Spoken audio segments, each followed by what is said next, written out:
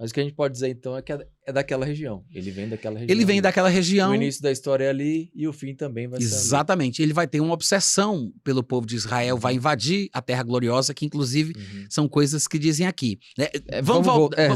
Vamos voltar aqui para o texto. Estava no 31, 31, né? Ele diz que dele sairão forças que profanarão o santuário, a fortaleza nossa, mostrando que vai haver um conflito entre os judeus e esse povo ao redor que invadirá a terra dos judeus. Tirarão, inclusive é interessante comentar que lá em Daniel 9:26, a gente não falou isso, ele diz que o povo de um príncipe que virá destruirá a cidade e o templo, o santuário. Você disse, mas tem gente que pensa que o anticristo seria judeu. Pensam isso por causa de uma passagem do Evangelho de João, quando Jesus Cristo disse, eu vim em nome de meu Pai, não me recebeste, se outro vier em seu próprio nome, a este recebereis. O pessoal pensa que isso é uma referência ao anticristo. Primeiro, não pode ser, porque Jesus disse, se outro vier. Ele não disse, quando o outro vier. Até a gente sabe quando Cristo vai vir. Não há incógnita, não há condicionalidade, não há possibilidade. Então não é se vier, quando vier. Porque Jesus disse se. Porque ele não está falando do anticristo. Muito provavelmente é uma adagem popular. Ele está falando de uma característica negativa do povo judeu. Porque os judeus são assim. Não se submetem, não se sujeitam à justiça e à vontade de Deus. Estão sempre tentando estabelecer a sua própria. E em vez de se submeter e aceitarem aos emissários de Deus, eles levantam seus próprios messias, seus próprios profetas. Pelo contrário, eles matam os profetas e apedrejam aqueles que lhes são enviados. Jesus está dizendo isso. Eu vim em nome do meu Pai e você ainda me recebe. Agora, se qualquer outro aí se levantar, meu irmão, no seu próprio nome, vocês vão aplaudir esse cara. Ou seja, do mesmo jeito que se levantou o Simão Bar Corba lá, né, por Áquiva, e até hoje em Israel tem um movimento chamado de Lubavitianos, é o senhor Lubavitch que eles dizem que é o Messias atual, né? Então eles estão sempre levantando seus próprios Messias e não se submetem ao que realmente Deus estabeleceu. Então Jesus parece estar dizendo isso, e não falando necessariamente sobre o anticristo, porque ele não pode ser judeu, porque o texto que a gente leu anteriormente, Daniel 9:26, diz que o povo cuja etnia, né, é igual a deste príncipe que virá, destruirá a cidade dos judeus e o templo dos judeus. O anjo estava falando de uma suposta futura guerra civil? De judeu contra judeu? Não.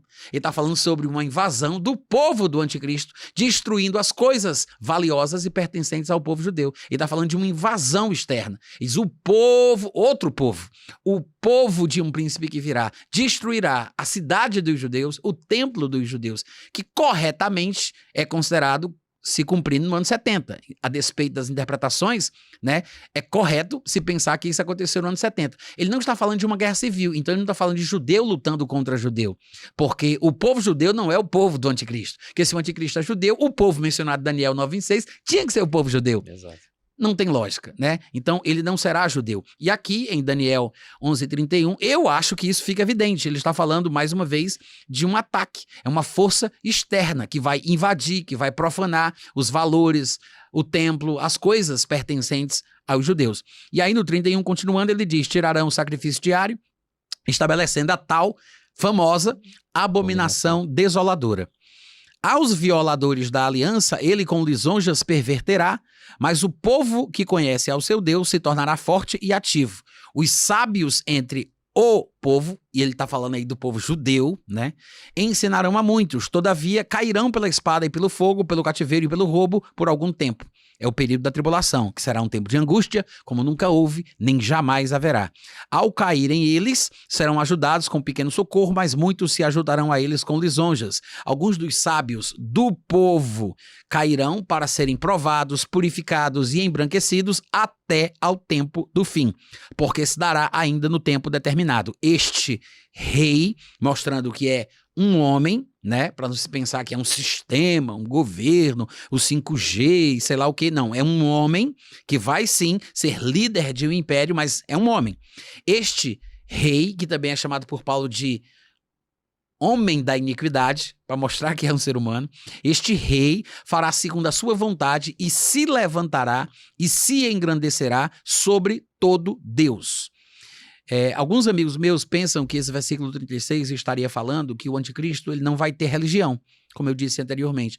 Vai ser um humanista, um líder político, talvez até um agnóstico. Ele não vai ser religioso. O religioso é o falso profeta, que aparece somente lá em Apocalipse. Mas, na verdade, isso não significa que ele não terá religião. Significa apenas que ele vai ser contra os deuses ou qualquer deus de qualquer povo. Tanto que o próprio texto vai mostrar que ele será um homem religioso. E ele vai fazer isso por causa do que ele acredita sobre o Deus dele. É com a inspiração do Deus dele que ele ousa desafiar os que são diferentes. É isso que o texto realmente quer dizer. Então ele se engrandecerá sobre todo Deus. Então a pauta, a agenda religiosa estará no seu radar. Tanto que contra o Deus dos deuses, que é o Deus de Israel, ele falará coisas incríveis e será próspero nisso, até que se cumpra a ira, porque aquilo que está determinado por Deus será feito. Ele, inclusive, não terá respeito ao Elohim de seus pais, né? Isso aqui é bem importante, né? É. Que remonta aquilo que o senhor falou, de Ismael, né? Exatamente. De Exatamente. A palavra aí traduzida por deuses é a palavra Elohim, né? Nesse caso aqui específico, do versículo 37, que normalmente, dependendo do contexto, é traduzida pelo Deus Todo-Poderoso. Uhum. A maior parte do tempo é assim. Claro, se o contexto indicar o contrário, a pessoa pode interpretá-la ao pé da letra como deuses, como se fosse o plural da palavra Deus. Que é o que fizeram, por exemplo, os tradutores da versão que eu estou usando. Uhum. Eu acho que, na maioria, eu não vou dizer todas, mas boa parte delas parece ter interpretado assim. Porque já que o texto está falando sobre esse futuro inimigo do povo judeu, que todos reconhecem ser o anticristo, eles acham, dependendo da versão aí, da interpretação da pessoa, que o anticristo será um pagão que vai invadir e atacar o povo judeu, né? Então, já que ele é um pagão, aí colocaram deuses, mas por questões interpretativas. Uhum. Tá? Eu acho que é possível, né, fazer isso que eles fizeram, mas também é totalmente possível, tecnicamente falando, né, gramaticalmente falando, colocar Elohim, porque ele está falando que ele não terá respeito ao Elohim dos seus pais. Se ele é um descendente, como eu penso, de Ismael, o texto está correto, porque pais aqui não é necessariamente o pai e a mãe do anticristo. Quando aparece na Bíblia essa expressão, os meus pais, nossos É o pais, descendente, né? os seus ancestrais, Exato. os que antecederam a ele, são os seus progenitores, seus antepassados. Então, provavelmente essa a linguagem bíblica aqui, se referindo aos progenitores do anticristo do passado, ou seja, os antigos pais dele, né, os que, de onde saiu a sua linhagem, eram pessoas que temiam e serviam a Deus. Ismael, por exemplo, se for realmente o protagonista principal aqui, né, da linhagem do anticristo, ele era um servo de Deus, a despeito dos seus percalços, dos seus erros, Uhum. né? Porque até Davi, Moisés, muita gente fez coisa errada também. Sim, sim. Então a questão não é essa. Mas que eles serviram a Deus dentro das suas limitações, eles serviram. Para você ter uma ideia, o menino Ismael, antes de nascer, recebe o nome pela indicação de um anjo de Deus. Exato. Então não tem nem como a gente ficar querendo colocar Ismael numa situação que, na verdade, não é a dele. Então aqui a gente pode falar, não terá respeito ao Deus, né, de Abraão, vamos dizer assim. Exatamente, porque os pais do anticristo, se ele realmente, como a gente está interpretando aqui, se ele realmente for descendente de Ismael, está falando isso, que ele não terá respeito ao Deus dos israelitas, ao Deus de Abraão, ao Deus dos seus pais, Uhum. né? Abraão, Ismael, etc. Exatamente. Então ele diz, não terá respeito ao Deus dos seus antepassados, ao Deus de Abraão, Uhum. que é o Deus do povo judeu, Uhum. nem terá respeito ao desejo das mulheres. É como diz, pelo menos, a minha versão. Ou seja, o que as mulheres querem, né? O interesse das mulheres, o que é bom para elas, o que elas buscam, ele não terá respeito. Em outras palavras, ele será um misógino, abertamente. Embora ele pense e diga que não, narrativa qualquer um constrói. A pessoa reinventa a história, dando um ressignificado às coisas. Hoje em dia é o que se mais faz, né? Uhum. Você criar uma narrativa, dourando a pílula, reinventando o que aconteceu. A história tá lá, é um fato, mas a pessoa diz que foi de uma forma diferente, interpreta de uma forma diferente. Então a pessoa pode dizer que guarda, protege as mulheres, como se fala, inclusive, na comunidade islâmica, né? Que Maomé ele foi um libertador das mulheres, não sei se você sabe disso, mas eles defendem essa tese, né? E etc e tal, e que tudo que se faz entre os muçulmanos para a mulher é para o seu bem, né? Inclusive o fato de ela vestir uma roupa preta que tem que ser grossa, porque não pode ser fina, que pela luz dê para ver a silhueta das pernas, porque senão vai ser punida, e o marido também, né? Que é como se ele estivesse oferecendo para os outros. A cabeça dos caras é tão corrompida que eles só pensam nisso. Só pensam nisso. Tanto é que o grande herói do muçulmano é o cara que se mata para matar alguém. se você se matar e matar muita gente, você tem um prêmio. 70 virgens. Por quê? Porque a cabeça dele só tá nisso. Só tá nisso o tempo inteiro. E aí, a mulher é tratada do jeito que é, e eles dizem que isso é para o bem dela. Ela não pode ser alfabetizada, não pode aprender a ler e escrever. Foi uma polêmica no mundo muçulmano quando na Arábia foi permitido que a mulher tirasse carteira de motorista. Mulher não pode fazer viagem de uma cidade para outra sem ser acompanhada pelo irmão, pelo marido e por algum parente próximo, um pai, uma coisa assim. Ela não tem essa autonomia. Tanto é que as mulheres, elas são tratadas de qualquer jeito. Né? Tem uma varinha sagrada que os muçulmanos usam para bater na mulher na intimidade do quarto, mas tem regras, não pode quebrar os ossos, nem pode deixar hematomas, então tem que ser uma coisa punitiva, mas ao mesmo tempo uma coisa muito íntima, né? Para o bem dela. É um absurdo, que para mim encaixa perfeitamente bem nas previsões bíblicas a respeito do assunto. Nesse texto aqui fica muito claro, né? Exatamente. E outra coisa, tem histórias que corroboram isso, embora a gente não se baseie em testemunhos, em histórias, mas isso aumenta a percepção que a gente vai tendo. Eu conheci uma egípcia que fugiu do Egito porque se converteu ao Senhor Jesus, ela e o marido, e vieram para cá. Já falam português e tudo mais, né? E graças a Deus que elas... graças a Deus que conseguiram vir para o Brasil e morar aqui.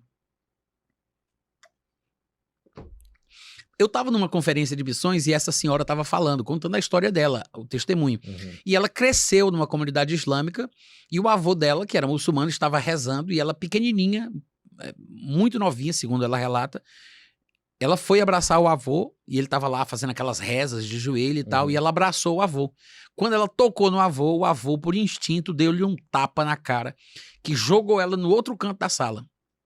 E depois ela foi querer entender o que tinha acontecido e o avô explicou. Porque quando um muçulmano está rezando, ele não pode ser tocado por mulher. Porque se uma mulher tocar ele, ele precisa tirar aquela roupa, tomar um banho e começar tudo de novo. Porque o contamina, né? Prejudica. Uma coisa assim. Ou seja, um absurdo. E essa mulher, ela cresceu traumatizada, sem entender por que Alá tem tanto ódio das mulheres. Por que as mulheres são tão diminuídas, rebaixadas? E ela não sabia. Chegou um ponto na vida dela que ela quis se matar. Subiu eu não sei qual era o andar, mas ela pulou de um determinado prédio, não sei de qual andar, para se matar. Não morreu, mas teve uma fratura exposta na perna dela, tadinha, sofreu muito e foi hospitalizada e aquela coisa lá, e os médicos entravam, uma junta de médicos mascarados, enfermeiros, sempre porque a perna estava apodrecendo. E eles olhavam e diziam, não, a gente vai ter que resolver, provavelmente amputar e tal, e conversa vai, conversa vem, e ela na cama e vendo aquilo sem saber o que fazer e tentou se matar, não conseguiu, e agora estava sofrendo mais. Aí entra um enfermeiro na sala onde ela estava, só que dessa vez esse enfermeiro não estava com máscara. Todo de branco, mas sem máscara. Colocou as mãos em cima da perna dela e disse, eu sou o caminho, a verdade e a vida. Nossa. Aí ela disse que a perna começou a queimar aquela coisa e foi passando o tempo, quando ela acordou, que ela dormiu, a perna estava totalmente sarada. Nossa. Aí, isso ela contando pessoalmente, eu estava junto no culto onde ela estava contando a história. Depois eu conversei com ela, né? Depois terminou o culto. Mas ela contou que aquilo deixou ela impressionada, ela não sabia o que era e foi atrás do enfermeiro. Foi curada e foi um choque no hospital. Ela saiu perguntando, quem é o enfermeiro que fala, eu sou o caminho, a verdade e a vida? Ele disse, enfermeiro que fala isso? Não, ninguém fala isso. Aí, não, mas entrou assim, assim. Aí o pessoal, não é aqui, não é aqui, não é daqui. Aí ela saiu, até que alguém do hospital disse, olha, eu acho que essa frase aí é um negócio dos crentes. Os crentes têm esse negócio aí. Aí os evangélicos então sabem. Aí ela foi num pastor que porventura estava morando lá, que fazia o seu trabalho, aí disse, olha, aconteceu isso, isso e isso. Aí ele disse, rapaz, quem diz isso na Bíblia é Jesus Cristo. Aí ela, pois eu quero conhecer esse Jesus. Aí o pastor disse para ela, olha, eu posso até falar para você, lhe orientar, mas você não se converte aqui, não se batiza aqui, não venha para cá. Porque ele tinha medo de converter um muçulmano, e se isso acontece no país islâmico, aí essa pessoa que converte o outro, ele é penalizado. Passa a ser perseguido. Ele pode ser morto, né, a igreja queimada e coisas semelhantes. E aí ele não quis batizá-la por causa disso. Aí ela conta várias coisas da história dela, mas essa é a parte que me interessa. É esse fato do avô, essa dúvida que ela tinha do porquê Alá odiava as mulheres, depois ela se converte. Aí ela diz que quando se converte, que vai ler a Bíblia, ela entende por que Alá tem tanta raiva das mulheres. Porque a Bíblia diz que Deus colocaria inimizade entre a antiga serpente e a mulher. É porque Alá é a antiga serpente. Interessante. Olha que coisa louca, né? Interessante. É uma coisa que a gente nunca pararia para pensar se a gente não tivesse um testemunho de dentro da situação, como, Bem interessante. como ela fala. E isso também me chamou a atenção, tanto é que eu tô contando aqui para você. Por quê? Porque é isso mesmo, as características do anticristo refletem o sentimento, as inclinações do dragão lá de Apocalipse, que é a antiga serpente. Que é por isso que ele não terá respeito ao desejo das mulheres. Não terá respeito ao Deus de Abraão, né? Ao Deus dos seus antepassados, nem ao que as mulheres querem, nem a qualquer Deus. Não terá respeito de qualquer Deus, porque sobre tudo se engrandecerá. Agora, eu sei que na minha versão diz em lugar dos deuses, essa frase toda ela não está no original. Eles colocam porque acham que vai explicar melhor na interpretação deles de que estava falando de deuses, né? No versículo 38 ele está simplesmente dizendo, mas, ou seja, em vez de fazer o que diz o versículo 37, não honrará o Deus de Abraão, não terá respeito ao Deus das mulheres, não estará nem aí para as outras religiões, para os outros deuses, mas ele honrará o Deus das fortalezas. Ou seja, ele vai ter um Deus. Agora, como é que o pessoal interpreta essa passagem? Meus colegas pré-tribulacionistas acham que isso significa que ele vai se apoiar no armamento militar, no poderio bélico, ele vai ser um homem de guerras e que significa simplesmente isso. Ou seja, é como se essa perspectiva militar fosse um Deus para ele, sabe?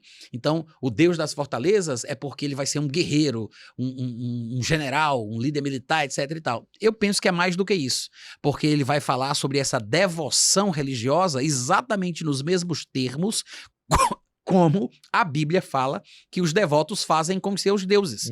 Porque ele diz, o que é que ele vai fazer? Vai honrar esse Deus, um Deus que os seus pais não conheceram, com ouro, com prata, pedras preciosas e coisas agradáveis. Ou seja, ele não está falando de forma alegórica que esse Deus das fortalezas é apenas a perspectiva do poderio bélico. Não, ele vai trazer oferendas de ouro, de prata, como Davi fazia, como qualquer adorador faz, dando das suas riquezas, dos seus bens, das suas posses, consagrando a obra daquela religião, né, aquela missão. Ele vai ser um devoto exatamente como qualquer outro. Ele vai honrar o Deus dele com ouro, prata, pedras preciosas e coisas agradáveis. Em outras palavras, o Deus dele é um Deus de guerra.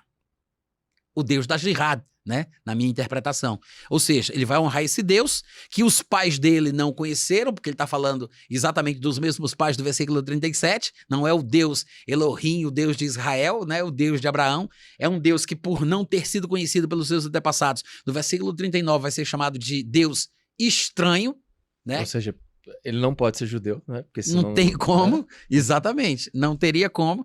Então, no 39 ele diz, com o auxílio deste Deus, que é um Deus estranho, o Deus das fortalezas, o Deus de guerras, o Deus de jihad, agirá contra as poderosas fortalezas, que eu penso ser uma expressão antiga para o que hoje a gente chamaria de potência mundial, né?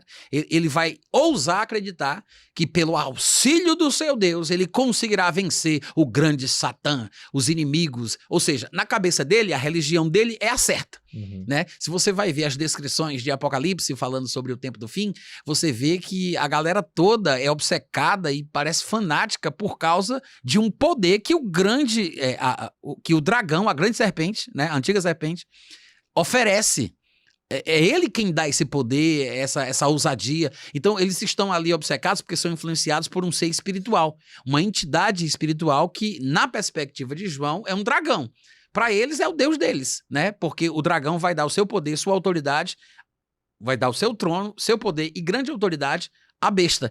E todos vão ousar acreditar que ninguém consegue lutar contra a besta. Quem pelejará contra a besta? Quem poderá ser semelhante a ela? Quem haverá de se levantar? Ou seja, eles têm uma ousadia com base nessa inspiração espiritual, com o auxílio deste Deus estranho, eles ousam fazer o que fazem, que é exatamente o que o texto também está dizendo aqui, no 39. Com o auxílio de um Deus estranho, ele vai agir contra as poderosas fortalezas, e aos que o reconhecerem, multiplicar-lhes-á a honra, fá-los-á reinar sobre muitos, e lhes repartirá a terra conquistada, fica subentendido, por prêmio.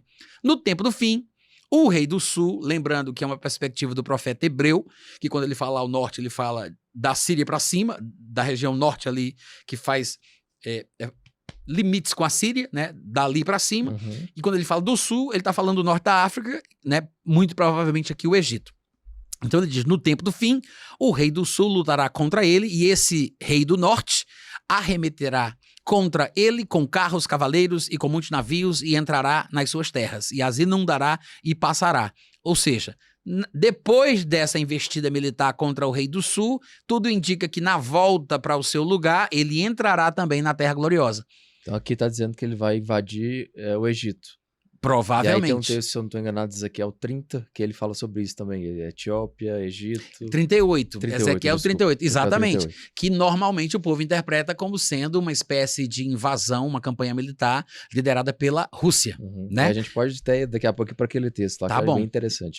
E também, no meu ponto de vista, poderia ser melhor interpretado, porque parece que os teólogos americanos, na época da Guerra Fria, demonizaram, né, a Rússia e acabaram enxergando a Rússia num lugar que não lhe pertence. E é por isso que até hoje, né, essa interpretação de Ezequiel 38 e 39 aponta como se fosse para a Rússia, né?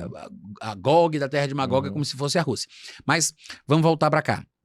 Então, no versículo 40, ele fala que no tempo do fim, o rei do sul lutará contra ele, e ele, que no meu ponto de vista é o mesmo rei do norte, porque há interpretações diferentes dessa, tá? Mas quando ele diz aqui rei do norte, é o mesmo de quem ele tá falando que com o auxílio de um deus estranho vai lutar contra as potências mundiais. E aí, o rei do norte, que é o anticristo, tá? Trocando em miúdos, arremeterá contra ele com carros, cavaleiros e com muitos navios, entrará nas suas terras, lá no Egito, as inundará e passará. Provavelmente depois desse combate, ao voltar para a sua terra, ele entrará na terra gloriosa, ou seja, de passagem. Quer saber? Vamos aproveitar e vamos entrar. Entrará também na terra gloriosa e muitos sucumbirão, mas do seu poder escaparão estes, Edom, Moabe e as primícias dos filhos de Amon. Eu não sei exatamente por que estes escaparão, mas é interessante mostrar que tem lugar que vai escapar, né? Porque está no nosso imaginário que o anticristo vai dominar a terra de uma beira a outra, de uma ponta a outra. E por causa disso ele vai, sei lá, dominar o mundo, uma coisa assim. Mas há muitos textos que mostram que essa interpretação talvez não seja a mais correta. O próprio Jesus, em Mateus 24:15, como a gente já citou, ele disse, olha, quando pois virdes o abominável da desolação do qual falou o profeta Daniel no lugar santo, quem lê entenda, quem estiver na Judéia, fuja. Pra onde? Se ele está dominando o mundo todo? Por que Jesus manda, saia daqui? Pra onde, Jesus? Diga pra onde. Ele está dizendo ali no texto, né? Fuja para a Judéia. Quem estiver na Judéia, fuja. Para os montes, para o deserto, para outro lugar. Mas por que ele diria para sair do lugar onde o anticristo está? Ele vai estar ali. Se ele está dominando tudo. Então não tem sentido, né? Que ele estivesse dominando tudo. Tanto que você vai ver lá em Apocalipse dizendo que sai 3 espíritos em formas de rã da boca da besta, do dragão e do falso profeta, que vão percorrer o mundo para convocar os reis da terra para se juntarem com o anticristo na luta contra o Deus Todo-Poderoso. Ora, se todo mundo já está debaixo do controle dele, qual a função desse ministério demoníaco? Fazer uma guerra. Né? De juntar, de convocar, de pedir para se unir, fazer aliança. Não tem sentido, né? Não tem sentido. Além disso, você vai ver que em Apocalipse capítulo 13, por exemplo, o anticristo, ele vai matar todo mundo que não tiver a marca da besta. Quem não aceitar, ele vai matar. Só que se ele domina o mundo todo, ele vai matar todo mundo do mundo todo que não aceitar a marca, né? Através dos emissários, representantes, o que for. Ele vai matar todo mundo do mundo, nos limites do seu reino, se é o mundo todo, quem não tem a marca. Só que no capítulo 14, que é o capítulo seguinte, diz que Deus vai matar quem recebeu a marca. Ora, se o anticristo mata a metade que recebe a marca e Deus mata a outra metade fica ninguém. Que recebeu, quem sobra para o milênio, né? Não tem sentido. Então ele não vai ter esse domínio absoluto e restrito. Eu sempre digo assim, Pedro, ninguém vai dominar a terra inteira como sempre quiseram desde que Adão caiu. Desde Nimrod, da época da Torre de Babel, até os dias de hoje. O homem caído sempre quer dominar os outros, sempre quer ter controle, sempre tem esse sonho megalomaníaco. Nunca vai acontecer. Os maiores impérios do mundo, como por exemplo o Império Britânico, embora digam que o maior tenha sido o Império... meu nome é aquele Gengis Khan? Embora alguns digam que o Império Britânico não tenha sido maior, tem historiadores que dizem que foi. Nem o Império Britânico, ele dominou o mundo todo. Era gigante, mas não dominou o mundo todo. Nenhum império registrado na história chegou a ter esse domínio. Eu acho, tá, no meu ponto de vista, que somente o Senhor Jesus Cristo é que vai realmente dominar toda a terra, literalmente. Todos os reis, imperadores das profecias, inclusive da estátua do sonho de Nabucodonosor, que a gente vai ver ali, né? A Babilônia, o Império Medo-Persa, o Império Grego, todos eles dominaram vasta extensão de terra, de fato, né? A gente tem o delineamento do império de cada um daqueles que são citados ali. A gente pode encontrar isso no Google, mas você vai olhar que não é o mundo inteiro e nem eram todas as terras habitadas da ocasião. Tanto que impérios da periferia dos impérios correntes se levantaram e dominaram os impérios anteriores, né? Então, assim, eu não penso que o anticristo dominará o mundo todo, muito pelo contrário. Ele tentará, terá essa aspiração, como todo homem caído e inspirado por Satanás, mas simplesmente não vai conseguir. E esse texto está mostrando que alguns escaparão das suas mãos. Como Jesus disse, se ele estiver na Judéia, fuja para outro lugar, porque ele não é onipresente e não domina o mundo todo. Ele vai ter até resistência, né? A gente vai entrar nisso. E aqui até falou isso também, em determinado momento, ele falou sobre lutar contra o rei do sul, ele falou sobre navios de Quitim desesperarem ele. Todos esses elementos aqui e em outros lugares também demonstram que ele tem resistência. Desde quando ele surge, eu não sei se é aqui que fala, mas há texto aqui no livro de Daniel que fala que desde quando ele surge, guerras estão determinadas. Eu acho que é lá em Daniel 9, mas o livro de Daniel fala o tempo inteiro sobre muitas coisas sobre isso. Ou seja, ele não vai ter paz em momento nenhum. Ele vai ter sempre oposição, vai querer conquistar, ele vai partir para cima, ele tem campanhas militares. A gente vê aqui alguns dos progressos desse avanço, falando sobre avanço contra o Reino do Sul, fala sobre, no versículo seguinte, vai falar sobre ele entrar na Terra Gloriosa, mas você vê que tem nações escapando. Ele não está conseguindo conquistar todo mundo. Tem gente oferecendo resistência, lutando contra ele. Mas ele vai conquistar uma vasta extensão de terra.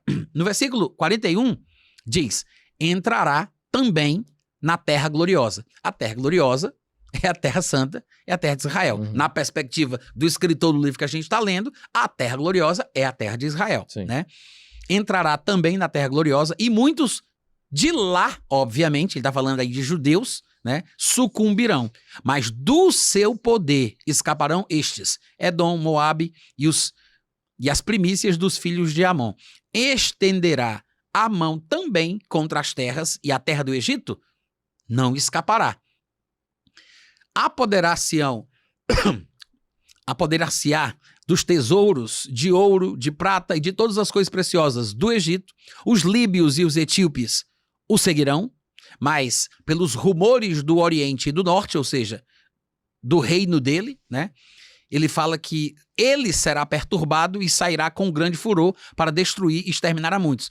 Mais outro versículo que fala que vai haver oposição.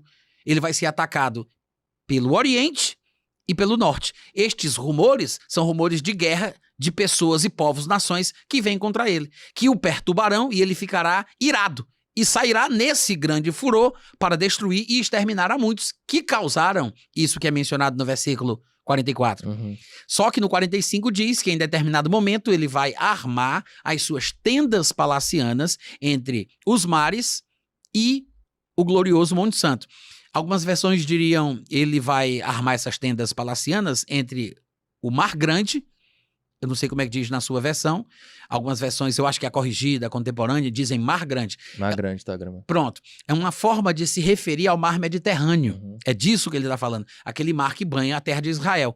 Então ele está falando que em determinado momento ele vai armar suas tendas palacianas. Que linguagem é essa? É o que hoje em dia nós chamaríamos de estacionamento do acampamento militar. Um general está em campanha, ele está invadindo com a tropa em terra e ele vai conquistando espaço cada vez mais. Ele chega em um determinado ponto e ele estaciona o seu acampamento militar. É um ponto estratégico, ele estaciona ali. É o que ele está dizendo, que em determinado momento dessas conquistas, das campanhas militares, ele vai armar suas tendas palacianas, na linguagem da época, né? Vai estacionar o seu acampamento militar entre o mar Mediterrâneo e o glorioso Monte Santo, que é o Monte Moriá. No meu ponto de vista, Pedro, é aqui que se cumpre aquilo que a gente comentou lá de 2 Tessalonicenses 2, que você fez a pergunta. Ou seja, tudo parece apontar para o fato de que é nessa ocasião, já que ele está falando de um estacionamento do acampamento militar do anticristo, depois que ele invade a Terra Gloriosa, ele vai estacionar entre o mar Mediterrâneo e o Monte Moriá. É possível que o monte, nesse momento... É ali que Jesus volta. É um pouco depois.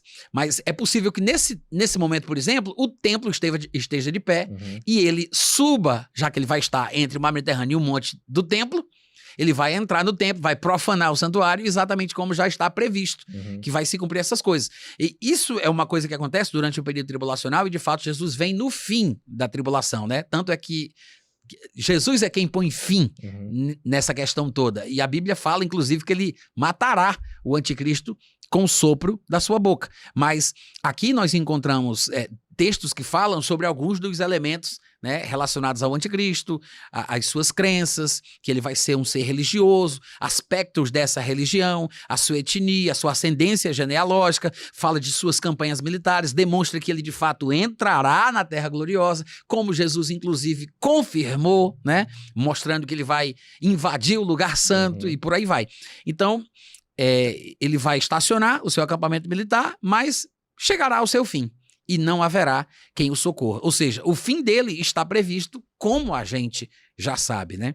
Basicamente. Pra gente resumir, até peço para olhar ali na câmera, as características deles. Misógino, um militar, enfim. Resume, pessoal, até pra gente fazer um corte, resume aí. Bom, há muitas coisas que poderiam ser ditas, mas o anticristo, ele não parece ser simplesmente um estadista ou um governante, como algumas pessoas muitas vezes sugerem ou supõem, mas ele parece abarcar características diversas. Há pelo menos 3 delas que não podem ser esquecidas. São características políticas, características militares e características religiosas. Não são 3 homens importantes, cada um responsável por uma área. A gente vê o mesmo homem fazendo exatamente as 3 coisas. Esse texto de Daniel retrata muito bem isso, né? Mostrando que ele será um líder, que ao mesmo tempo é uma espécie de general em batalha e ao mesmo tempo ele faz o que faz por causa das suas convicções religiosas. E os aspectos dessas suas convicções religiosas o levam a blasfemar contra o Deus dos deuses, que é o Deus de Israel, o Deus de Abraão, o Deus de Ismael, provavelmente que são os seus antepassados mencionados no texto, e diz inclusive que ele não terá respeito ao que as mulheres querem.